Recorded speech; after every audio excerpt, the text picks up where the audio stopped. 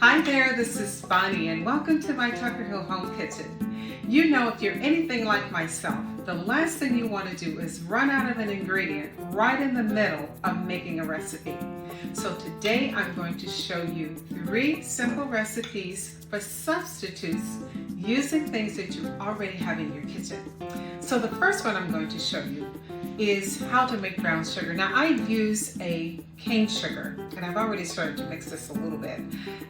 Use a cane sugar that is organic, and you can pick it up at usually one of the big box stores, and that way you can get a really good price. So I don't use regular white refined sugar in my kitchen. It has all kinds of stuff in it and I choose not to.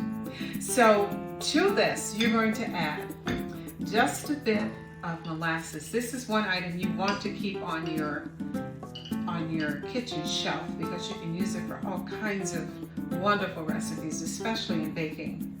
So I'm going to add molasses to the organic cane sugar. Now, if you want light brown sugar, which is what I typically use, I use just enough to coat it. And for about 4 cups of sugar, you want to add about 2 tablespoons of your molasses. Y'all know I don't measure a whole lot, but it's about that. So you're going to take that and you're going to keep mixing it like I'm doing here. And what's going to happen is you're going to wind up with a beautiful light brown sugar that you can use in your baking. Now once you're finished mixing this, you're going to make sure that you put it in a mason jar or something with a tight fitting lid because you want to keep it moist. But you can see we're stirring this right. You see how pretty that is? It is coming along really, really nicely. And another little tip I want to give you is if for some reason your brown sugar gets hard, which it shouldn't if you use a type of container that I'm going to show you in a moment, you can always just take a little piece of bread, put it on top of the sugar, and it gets soft again. I bet you didn't know that. Or if you did, I'm telling you again. So I'm going to mix this, and then once I'm done, I'm going to take a container like this. I love these jars because it has a nice seal and it keeps any air out and it keeps the brown sugar nice and soft so that when you're ready to use it, you just simply pull it out and you're ready to go.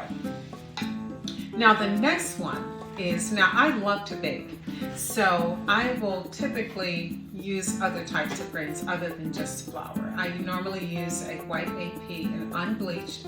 I also use wheat flour, but sometimes I want a real rustic bread, and to do that I'll add something like a ground oat flour.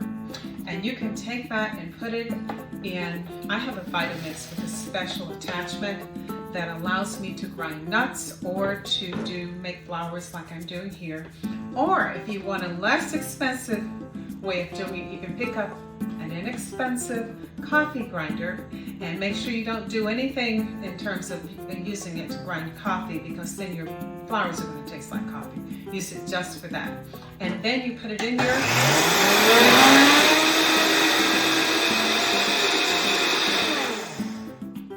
and again, as I did with the brown sugar, I'm going to store this so that I have a nice oat flour, and I also do it with rice.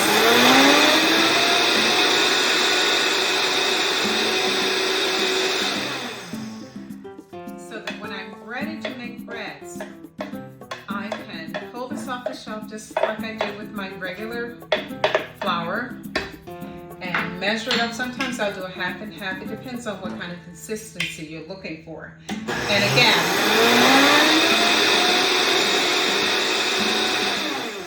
I also do this with brown rice. You can also use chestnuts, and we're going to come back once my chestnuts start falling, and I'm going to show you a recipe where I use a chestnut flour, using the chestnuts from here on my farm, and I make a wonderful tea cookie using that chestnut flour. We'll come back at a later date to talk about that. The other one is if you run out of buttermilk. If you have regular milk and you have white vinegar, then you have buttermilk. You simply take 1 cup of milk and you add 2 tablespoons of white vinegar and give it a stir. I've already done that, and you set it aside, and you will have a wonderful buttermilk to add to your buttermilk biscuits or your cakes, whatever it is you need buttermilk for. So anyway, those are my gems for today. And listen, be sure to hit the subscribe button so that you can stay connected and know about some of the wonderful things that are coming here in on my Tucker Hill Home channel. And be sure to also share this with a friend. And if you need additional recipes and other information about how to stock your cupboards, how to plant that garden, you can always pick up my cookbook, Farm Girl in the City of Food and Love. And again, hit subscribe and share this with a friend. I'll talk to you soon. Take care. Bye.